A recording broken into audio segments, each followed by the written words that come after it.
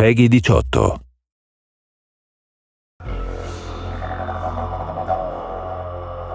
The biggest reveal in the trailer, the new playable character. Fans know who she is, but tell everyone who the new playable character is. Yeah, so in the first game, you play Corvo Attano, who is the royal protector wrongly accused of killing the Empress, out to clear his name and take down this the Loyalist conspiracy.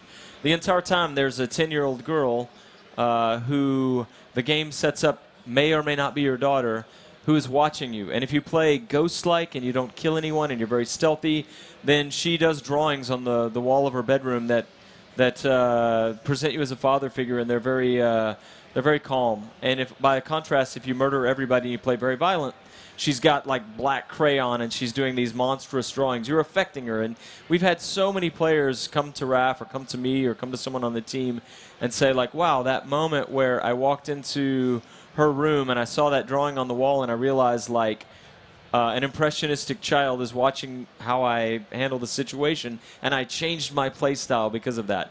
So anyway, long story short, there's something kind of magical about Emily for us in the game, and as soon as we finished Dishonored 1, we began talking about how what we really felt energy about was continuing Emily's story. What kind of person would she grow up to be? What kind of empress would she be? And as you find out in the game, what kind of outlaw would she be? Right. Speaking of growing up, she's clearly not the same age she was when we last saw her. How old is she now? Yeah, the once 10-year-old girl is now the 25-year-old woman. She's been through 15 years of history since the last game and the events of Dishonored 2. What else can you tell us about the person that she's become and grown from since being in the original game and being such a little girl to being the beautiful young woman she is now?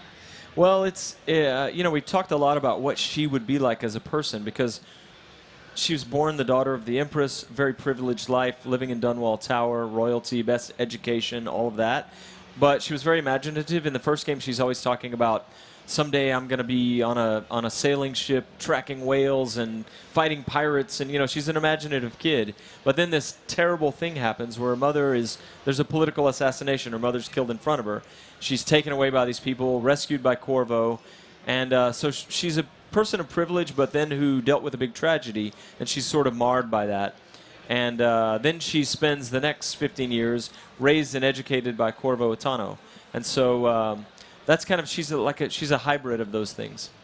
So cool. You could play as her for the entire game. Is that correct? Yeah, the way we set the new game up is that you start the game 15 years after the Rat Plague has ended, and you play for about the first 20 or 30 minutes as Emily. You get to kind of see a day in her life, and you get to see Corvo for the first time as a character moving around in the world.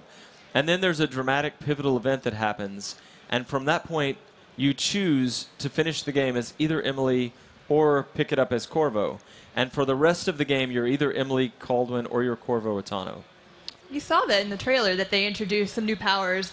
Do you want to lead us into those? Can we take a look at those again? Yeah, so what you saw there is Far Reach. Emily doesn't have Blink. Blink was a signature power in the first game. There was a moment where all the powers were optional. You bought them with ruins and you upgrade the ones you want. There was a moment near the end of the project when Rafael Colantonio, co-creative director, said, what if we just gave everybody Blink? And it transformed the game. It was a signature mechanic. But so for Emily, it was kind of a bold call for us to say she doesn't have Blink. She's going to have Far Reach, which allows you to upgrade in many different ways. You can, like, you know, use it to pull yourself across. You can stick to walls. You can, like, yank people toward you and assassinate them in midair. You can do different things with it. It's as cool as Blink, but mechanically different. And at the end of that video, we saw another power she has called Shadow Walk that we'll be talking more about in the future.